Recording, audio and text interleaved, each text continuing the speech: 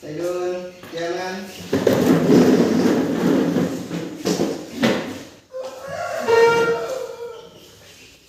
Salaman. Assalamualaikum warahmatullahi wabarakatuh. Waalaikumsalam warahmatullahi wabarakatuh. Jalan.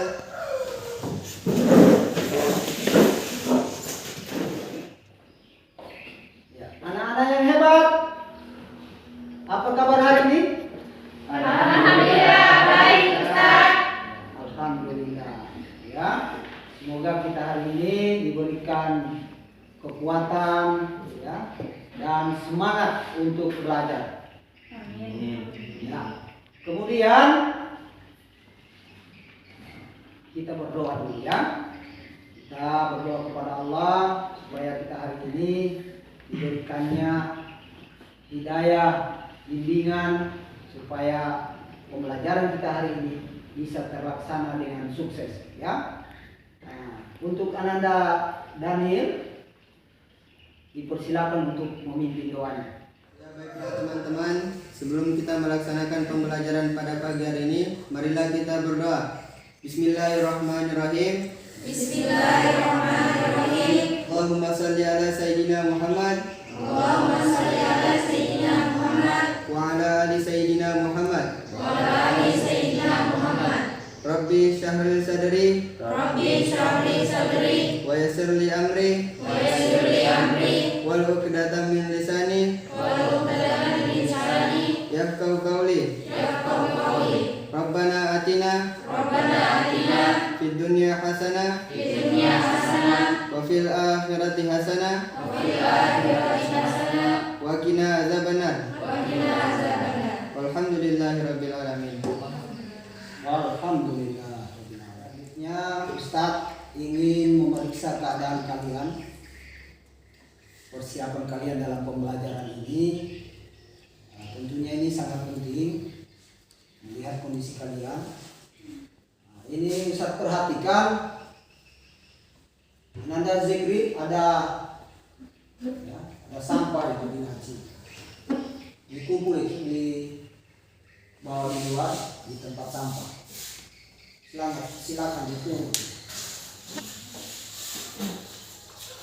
Ya. Kemudian Ustadz ingin tanyakan kepada kalian ini tentang kehadiran kalian pada hari ini. Siapa semua teman kalian yang tidak sempat hadir pada hari ini? Elsa. Siapa lagi? Siti Fatimah. Siti Fatimah dengan Nur Hidayah. Berarti 3 orang.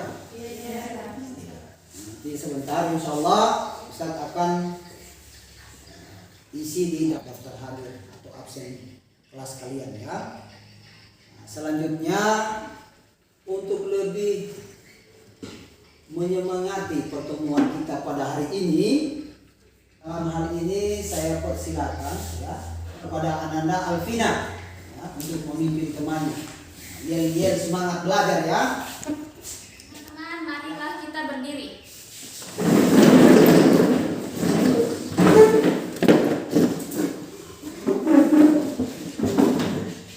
Teman-teman, mari kita belajar. Hari ini kita belajar fikih. Semangat! Semangat! Yes! Iya, bagus sekali. Ya, dipersilakan kembali. Selanjutnya, untuk lebih lengkapnya pada pertemuan kita ini, sesuai dengan rencana pelaksanaan pembelajaran kita hari ini, yaitu menggunakan RPP Kurikulum Merdeka. Olehnya, mari kita sama-sama ya mengamalkan nilai-nilai Pancasila dalam kehidupan kita di madrasah. Untuk lebih lengkapnya, Ustaz silahkan Ananda. Teman-teman, persilakan berdiri kembali. Dimohon ikuti kata-kata saya. Pancasila. Pancasila. Satu, ketuhanan yang Maha Esa.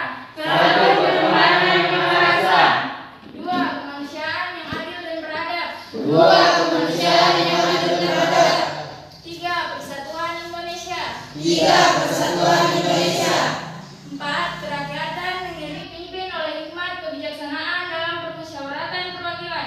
4. Kerakyatan yang dipimpin oleh hikmat kebijaksanaan dalam permusyawaratan perwakilan. 5. Keadilan sosial bagi seluruh rakyat Indonesia. 5. Keadilan sosial bagi seluruh rakyat Indonesia. Iya. Teman-teman, dipersilakan duduk kembali. Anak-anak, dimohon perhatiannya ya. Nah, Ustaz ingin bertanya kepada kalian, pada pertemuan lalu pelajaran apa yang sudah kita pelajari? Wali nikah, saksi nikah, ijab kabul dan mahar.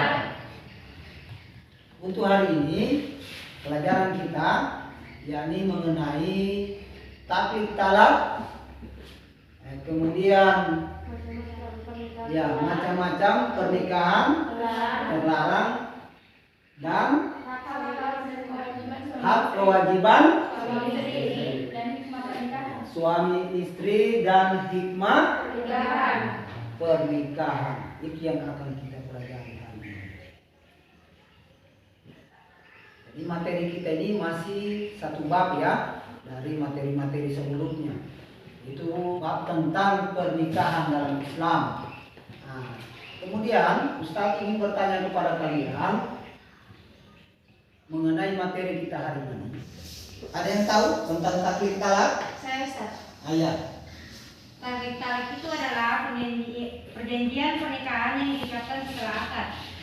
Perjanjian pernikahan setelah Akad. Iya, mana aplausnya? Anak-anak mohon diperhatikan ya. Di depan papan tulis ini Ustadz ingin menjelaskan kepada kalian tentang kompetensi inti. Ya, selanjutnya kompetensi dasar. Selanjutnya indikator pencapaian. Selanjutnya ya, yang terakhir ini yang ingin Ustadz jelaskan di sini tentang tujuan pembelajaran. Anak-anak dimohon perhatiannya ya. Silakan kalian perhatikan di papan tulis. Di papan tulis ini Ustadz sudah sediakan dalam bentuk gambar pertama dan gambar kedua, dan ini gambar merupakan stimulus ya dari Ustadz untuk kalian. Kemudian gambar ini kalian amati dengan baik dan kalian jelaskan apa maksud dari gambar ini. Ada yang bisa menanggapi gambar ini? Iya, Aliana, silakan. Gambar yang mana dulu ditanggapi? Ya? Buku nikah. Buku nikah ya? Ya, ini gambar buku nikah. Ya, silakan. Yang saya amati di atas buku nikah yang warna merah untuk suami. Untuk suami. Warna hijau untuk istri. Buku nikah tanda bukti bahwa seseorang telah menikah menurut undang-undang dalam negara kita. Menurut undang di negara kita. Iya, betul sekali. Mana aplausnya? Ya, kemudian ada gambar yang kedua. Siapa di antara kalian bisa memberikan tanggapan terhadap gambar yang kedua ini? Saya Ustaz. Ya, silakan. Ananda Alvina. Menurut yang saya amati, ada wanita muslimah yang berpakai jilbab, dan di sampingnya ada penghulu berpakaian pendeta, dan yang di sampingnya pendeta calon suami. Menurut saya, gambar itu menunjukkan pernikahan beda agama. Pernikahan Beda agama. menurut gambar yang kamu amati ini. Iya, benar sekali. Tapi kalau menurut hukum Islam, bagaimana pendapatmu tentang pernikahan beda agama? Ya tentu haram. Ya. Sama saja melakukan kezinaan. Haram ya, sama halnya melakukan Kezinaan. ya, sama halnya telah melakukan perzinahan. Ya, benar sekali. Ya, mana bos? Ya.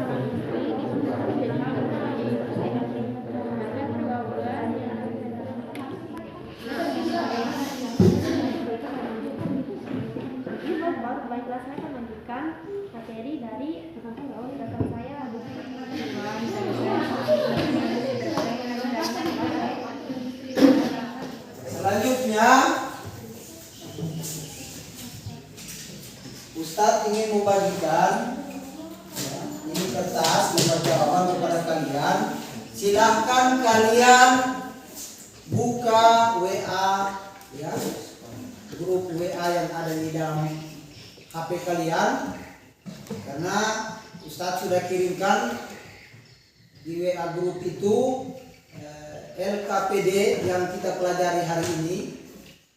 Jadi soal-soal hotnya ada di situ. Kemudian ini Ustadz akan bagikan dengan kalian ini lembar jawabannya untuk diisi, ya. Jadi silakan dipersiapkan di kertasnya.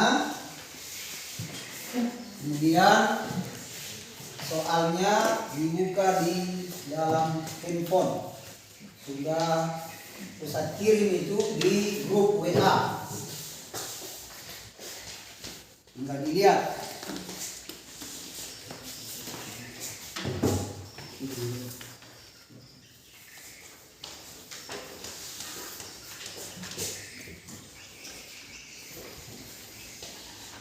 Ya, silahkan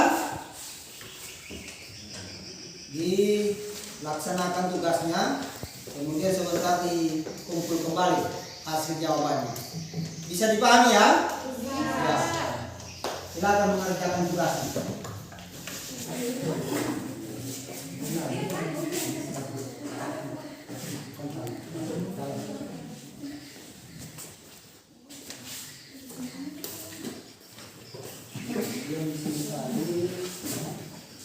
Ada salah ngomong bisa ya? Hadis la subah di Islam.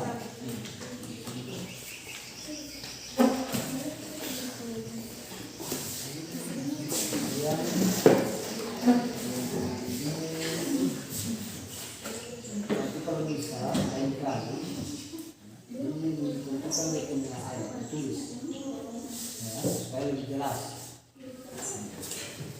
Kemudian Ustadz ingin menyampaikan kepada kalian, kita akan mempresentasikan materi yang telah kalian pelajari dari masing-masing kelompok. Tentunya materi ini telah kalian sediakan, telah kalian siapkan jauh hari sebelumnya di rumah kalian, yakni dalam pembuatan mind mapping atau mind map. Itu sudah disediakan semua ini. Jadi tinggal dipresentasikan di depan. Untuk itu kelompok 1, Ustadz persilakan maju ke depan. Disilakan. Assalamualaikum warahmatullahi wabarakatuh. Waalaikumsalam warahmatullahi wabarakatuh.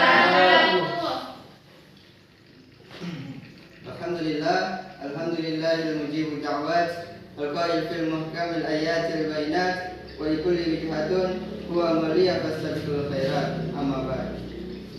Ya, baiklah, untuk mempersingkat waktu, kami akan memaparkan materi kami yang berjudul Tarik Talak. Baiklah, rekan saya di sini akan membacakan materinya kepada saudari Aulia. Saya persilahkan. Kata tarik talak terdiri dari dua kata, yaitu taklik dan talak.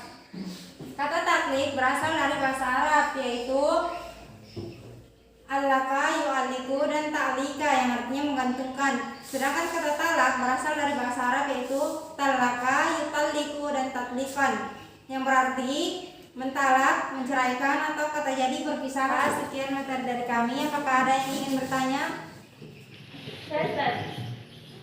Silakan. Perceraian merupakan hal yang pasti tidak diinginkan setiap pasangan suami istri. Keputusan berpisah ini akan menyisakan kepedihan bagi keluarga, terutama anak-anaknya. Setelah ini, hubungan silaturahmi antara kedua keluarga ini terputuskan. Dalam sebuah hadis, Nabi Muhammad SAW mengatakan perceraian adalah tindakan diperbolehkan namun sangat dibenci Allah Subhanahu wa Ta'ala. Lalu mengapa di zaman dulu Nabi malah menyuruh sang suami untuk menceraikan istrinya? Baiklah, saya akan menjawab pertanyaan dari kelompok 3. Jawabannya, hal ini pasti didasari karena perbuatan istri yang sudah melanggar syariat dan melanggar norma. Seperti apa wanita yang diperintahkan oleh Rasulullah untuk diceraikan, yaitu wanita yang tidak menolak tangan orang yang menyentuhnya. Baiklah, apakah puas? Apakah ada hadis yang bisa menguatkan bahwa Rasulullah SAW memerintahkan suami untuk menceraikan istri yang tidak menolak tangan orang yang menyentuhnya? Ada. Hadis riwayat Rasulullah SAW yang diriwayatkan oleh Abdullah bin Abbas bahwa ada seorang pria yang menghadap kepada Rasulullah dan berkata, "Wahai Rasulullah, saya memiliki wanita yang tidak menolak tangan orang yang menyentuhnya." Lalu Rasulullah SAW bersabda, "Maka ceraikan dia." Hadis riwayat An-Nasai. Bagaimana, apakah jawabannya bisa diterima? Bisa, puas. Sudah puas? Puas. Iya, luar biasa. Aku langsung mana?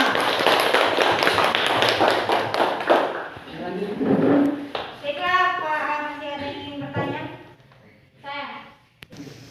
Dalam suatu hubungan, memiliki anak adalah suatu pengalaman hidup yang indah dan bisa juga menjadikan hubungan menjadi langgeng, tetapi tidak bisa dipungkiri. Bisa saja hubungan gagal setelah memiliki anak karena disebabkan beberapa faktor atau masalah mendasarkan dan sudah tidak bisa lagi dicarikan jalan keluarnya atau solusi sehingga suami istri memutuskan untuk bercerai.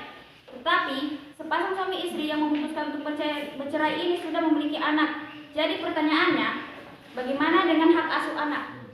Baiklah, saya akan menjawab pertanyaan dari kelompok 2. Hal ini dipicu dari Undang-Undang Nomor 1 Tahun 1974 tentang perkawinan. Suami istri yang telah bercerai masih memiliki kewajiban untuk memelihara dan mendidik anaknya sesuai dengan kepentingan anak. Aturan mengenai hak asuh anak telah dituangkan dalam kompilasi hukum Islam. Pasal 105 kompilasi hukum Islam atau KHI bahwa anak yang belum berusia mumayyiz atau belum berusia 12 tahun maka hak asuhnya adalah milik ibunya. Jika anak sudah berusia 12 tahun maka pilihan ditentukan oleh anak itu sendiri. Dia memilih antara ayah atau ibunya yang akan menjadi hak asuhnya. Baiklah, apakah puas? Jika anak belum mumayyiz, hak asuhnya jatuh kepada ibunya. Lalu bagaimana dengan hak ayah menafkahi anaknya? Nafkah anak menjadi tanggung jawab si ayah maupun si istri masih dalam keadaan masa iddah ataupun selesai masa iddah ataupun telah menikah lagi. Bagaimana, apakah jawaban bisa diterima? Bisa, tapi saya belum puas. Silakan. Jika anak belum mumayyiz, hak asuhnya jatuh kepada ibunya. Lalu bagaimana dengan hak ayah menafkahi anaknya? Ayah tetap berkewajiban untuk menafkahi anaknya, baik selama istri dalam masa iddah ataupun selesai masa iddah ataupun si mantan istri telah menikah lagi. Seluruh ulama sepakat bahwa saat si suami menalak istrinya dan meninggalkan anak-anak yang masih kecil, maka si suami atau si ayah wajib memberikan nafkah atau biaya kepada anak-anaknya. Sekian presentasi materi dari kami akhiri. Wallahu musta'an. Wassalamualaikum warahmatullahi wabarakatuh. Waalaikumsalam warahmatullahi wabarakatuh. Bismillahirrahmanirrahim. Assalamualaikum warahmatullahi wabarakatuh. Waalaikumsalam warahmatullahi wabarakatuh. Baiklah, kami dari kelompok 2 akan membacakan hasil dari mimapin kami. Sebagaimana sabda Rasulullah SAW, jika seseorang telah menikah maka ia telah menyempurnakan separuh agama. Nah, bagaimana jika pernikahan yang dilakukan tersebut adalah pernikahan yang terlarang? Oleh karena itu, kami akan menjelaskan tentang macam-macam pernikahan terlarang. Yang pertama, nikah tahlil. Nikah tahlil adalah seseorang suami yang mentalak istrinya yang sudah ia jima agar bisa dinikahkan lagi oleh suami pertamanya yang pernah mentalak 3 atau talak bain. Nah, nikah tahlil merupakan kerjasama yang negatif antara antara muhalil suami pertama dengan muhalal suami kedua. Nah, nikah tahlil ini juga termasuk dengan golongan nikah muakkad, yaitu nikah dalam waktu tertentu, sebagaimana dengan nikah mut'ah. Nikah yang kedua yaitu nikah dalam masa iddah. Masa iddah ialah waktu tertentu bagi perempuan untuk menunggu atau menangguhkan pernikahan kembali setelah ditinggal mati suami dan diceraikan oleh suaminya. Oke, baiklah. Itulah pembacaan dari himmatin kami. Sekalian teman-teman dari kelompok lain yang ingin mengajukan pertanyaan, kami persilahkan. Saya yang bertanya.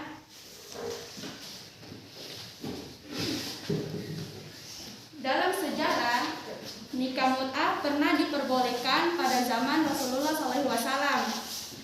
Akan tetapi pada perkembangan selanjutnya, Rasulullah SAW melarangnya untuk selamanya.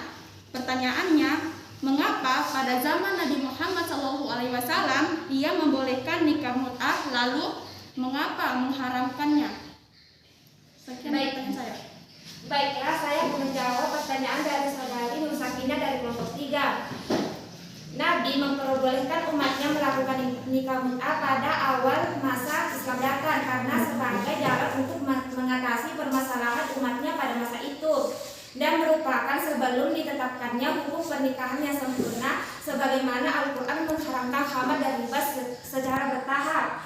Nikah mut'ah diperbolehkan karena keadaan darurat dan terpaksa. Kemudian setelah itu diharamkan karena pernikahan jenis ini dinilai tidak sah oleh hukum Islam karena bertentangan dengan tujuan pernikahan. Baiklah, itulah materi kami yang dapat kami sampaikan. Wassalamualaikum warahmatullahi wabarakatuh. Waalaikumsalam warahmatullahi wabarakatuh. Ya. Tiba saatnya untuk penampilan kelompok 3. Dan ini merupakan penampilan yang terakhir yang ada di kelompok 3. Ya. Untuk mempersingkat waktu dipersilakan maju ke depan untuk memberikan presentasi. Silakan. Assalamualaikum warahmatullahi wabarakatuh. Waalaikumsalam warahmatullahi wabarakatuh. Ya. Kami dari kelompok 3 ingin memaparkan materi kami yang berjudul hak dan kewajiban suami istri. Hak dan kewajiban suami istri terbagi menjadi 3. 1. Kewajiban bersama suami istri.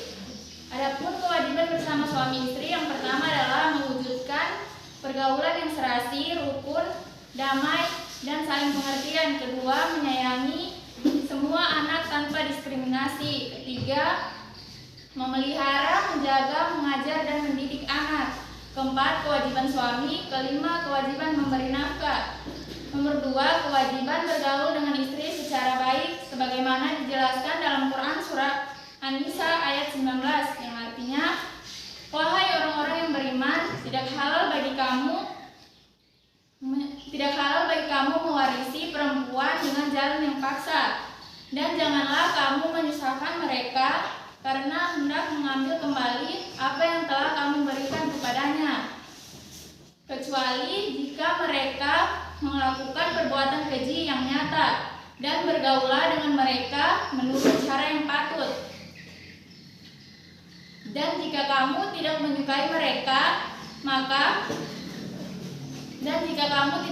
mereka, maka bersabarlah, karena bisa jadi apa yang kamu tidak sukai sesuatu, padahal Allah telah memberikan banyak kebaikan padanya. Sekian dari materi kami. Untuk teman-teman, jika ada pertanyaan silakan diajukan.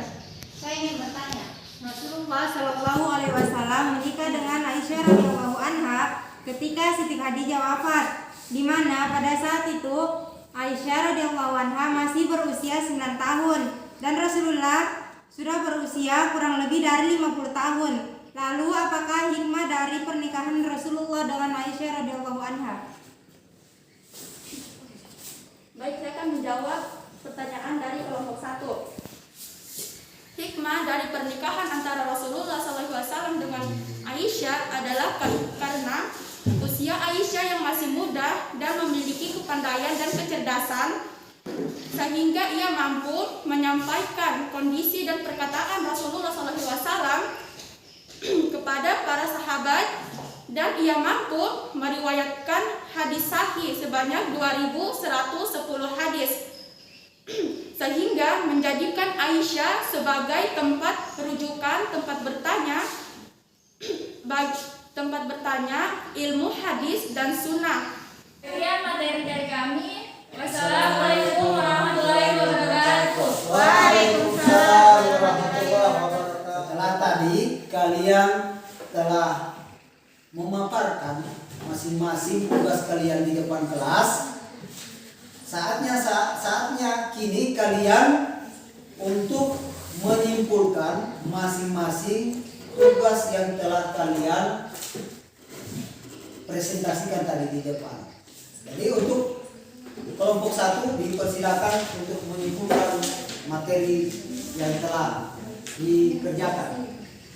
Baiklah, kesimpulan dari materi kami tentang taklid talak bahwa dalam buku Islam taklid talak dibagi menjadi dua, yaitu talik syarti dan talik qasami. Ya. Talik syarti yang dimaksudkan untuk menyatukan talak jika telah terpenuhi syaratnya. Sedangkan talik qasami adalah seperti janji karena mengandung pengertian melakukan pekerjaan atau meninggalkan suatu pekerjaan atau menguatkan suatu kabar. Itu kesimpulan dari kami. Iya, luar biasa. Mana aplausnya? Yang kedua, dipersilakan untuk menyimpulkan. Jadi kesimpulan dari materi kami yaitu tentang pernikahan terlarang.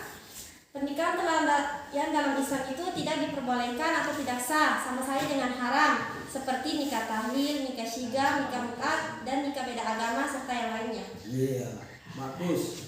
Ya, mana aplausnya? Kemudian kelompok yang terakhir, kelompok 3, silakan untuk menyimpulkan materinya. Kesimpulan dari materi kami adalah hak dan kewajiban suami istri dan hikmah pernikahan. Hak dan kewajiban suami istri, kesimpulannya ialah bahwa suami dan istri harus memenuhi kewajiban mereka karena sudah ditetapkan di dalam Al-Quran.